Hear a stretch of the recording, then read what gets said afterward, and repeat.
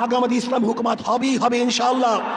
লিখে রাখতে পারেন, লিখে রাখতে পারেন।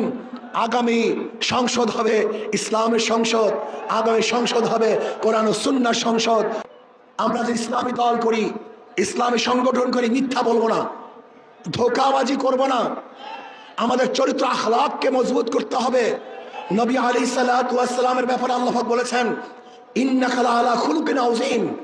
অথচ আমরা ইসলামী সংগঠন করি, আমরা মিথ্যা আশ্রয় নেই, ধোঁকাবাজি করি।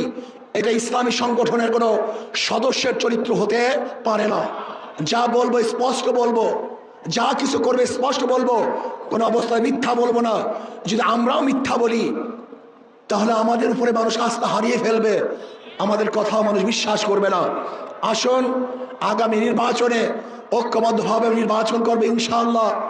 আমি আগেই বলে দিয়েছিলাম, যদি আমরা মুনাফিকি না করি, আমাদের কলিজা আমাদের কলব যদি ঠিক থাকে, আগামী ইসলাম হুকুমত হবেই হবে ইনশাআল্লাহ।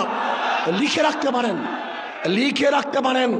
আগামী সংসদ হবে ইসলামের সংসদ, আগামী সংসদ হবে কোরআন ও সুন্নাহর সংসদ।